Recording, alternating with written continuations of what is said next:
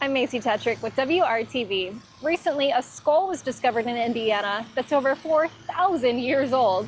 I learned how the skull's age was determined, plus I visited here at the Indiana State Museum to see what other archaeological finds we've had here in Indiana. There's a lot of deep history here in Indiana. And some of it was recently unearthed. It's a fragment of the skull. Dr. Krista Latham spends a lot of time in this lab studying skeletons. One of her recent tasks, determining the age of this skull fragment. It had been near water.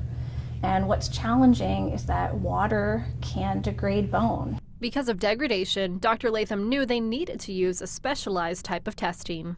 This is actually the first time that we've recommended using carbon-14 dating to make a decision about how old a case is. What's carbon-14 dating? Humans ingest carbon throughout their lifetime. Once an individual dies, you're not bringing any new carbon in, but then that carbon that's already in your body starts to break down. Scientists can use the level of leftover carbon to determine the age of an item. In this case, 4,270 years old. We use terms like prehistoric or ancient or old, but to put an actual numeric value on it, I think is really powerful. Native American history in Indiana goes back at least 13,000 years, maybe even earlier. The Indiana State Museum is full of archaeological finds like points, arrowheads, spears, and knives.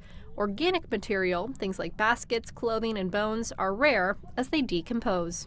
There's discoveries made all the time here in our state. Anything that we find from that time period is really important and adds that depth of information. We can see how communities changed and how they developed technologies. So what's next for the skull? The coroner will work to determine the descendant community in order to repatriate the remains. We may never know the name of this individual. It's no less important to make sure that they go home. Macy Tetrick, WRTV.